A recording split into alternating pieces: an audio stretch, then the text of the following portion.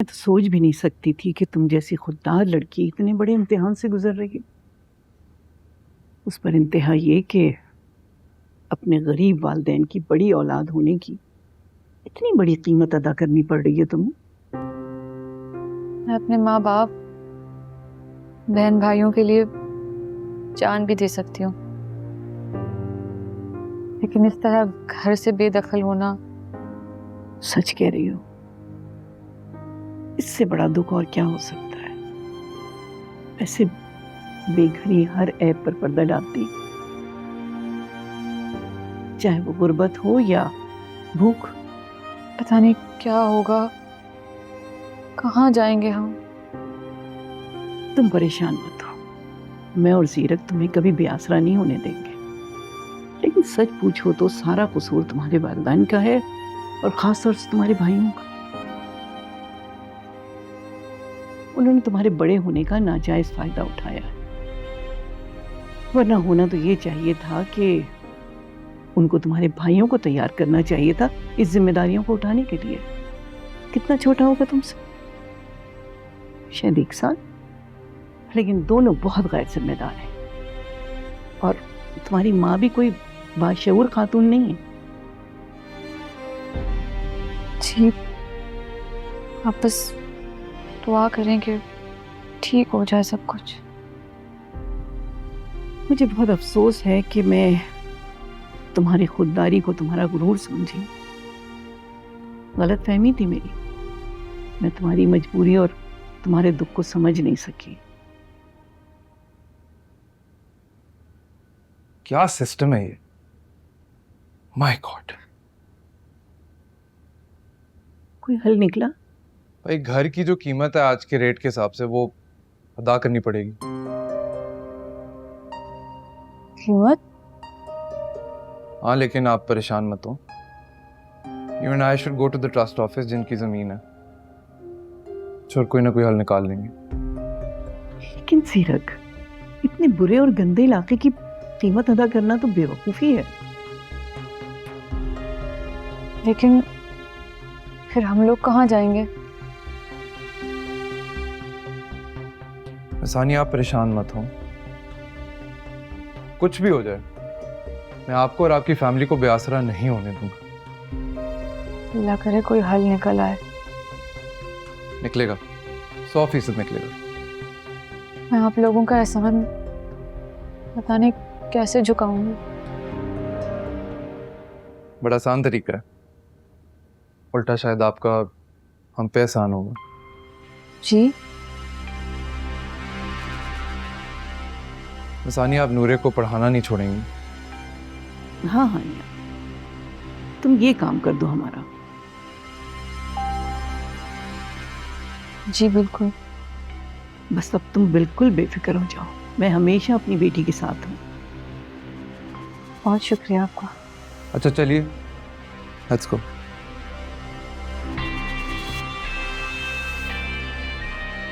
मैं आपका वेट करता हूँ।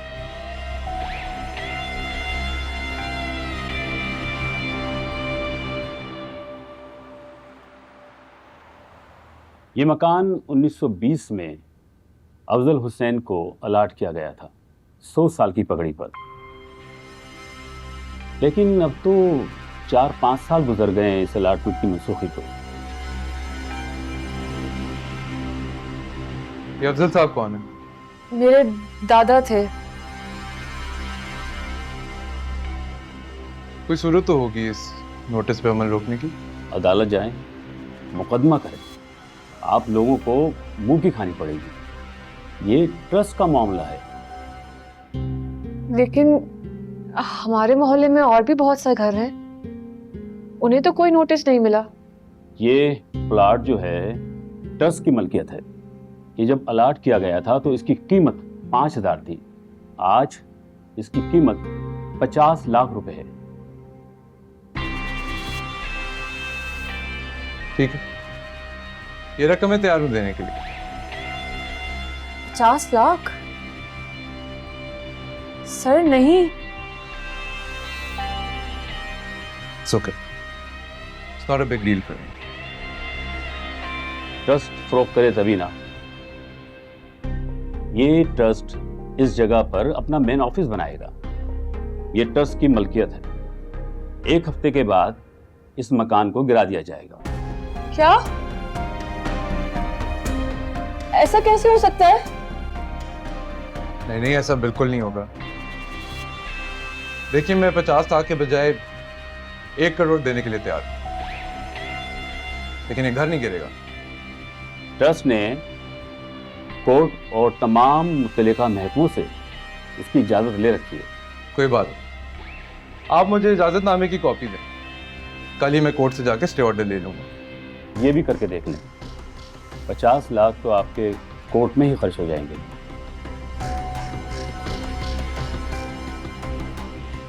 मैं आपको काफी ला कर देता हूँ।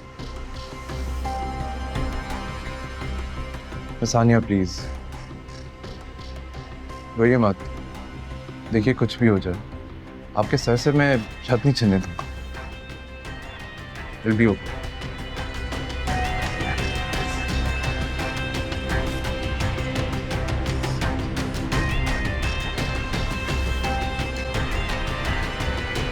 सानिया, आप परेशान ना हो। सुनिए आपने वकील साहब की बात, वो सुबह ही अप्लाई कर देंगे फॉर द स्टे ऑर्डर। लेकिन वकील साहब भी तो नाउम्मीद थे। देखो, ट्रस्ट का मामला है, हो जाती हैं कॉम्प्लिकेशंस। केस भी तो लेकिन ट्रस्ट वालों के ही हक में है। हमें अगर स्टे ऑर्डर मिल भी जाए तो चंद माह की मोहलत और मिल जाएगी। आखिर को तो हमें घर खाली ही करना पड़ेगा ना। आप मायूस मत हो, कुछ भी हो जाए, लेकिन आपको बेआसरा नहीं होने दूंगा। आपने बहुत साथ दिया है हमारा जीरक साहब। आप ना होते तो न जाने क्या हो जाता। आपने तो वकील साहब को 1 लाख का चेक भी दे दिया। इतनी बड़ी रकम का तो मैं तसव्वुर भी नहीं कर सकती। मिस हानिया प्लीज, आप पैसों की टेंशन मत लें। 1 लाख तो क्या, मैं 1 करोड़ भी खर्च कर देता। आपके सर के ऊपर से मैं छत छीनने नहीं दूंगा। मैं आपकी जिंदगी भर एहसानमंद रहूंगी। एहसान किस बात का? ये तो मैं अपनी खुशी से कर रहा हूँ। और अगर घर ना भी मिला, आपको बेघर नहीं होने दूंगा। ये मेरा वादा आपसे। बस रिक्वेस्ट एक है कि अब आप रोएंगे नहीं। सही? वैसे भी आपके अब्बू को किया हुआ वादा भी मैंने पूरा करना।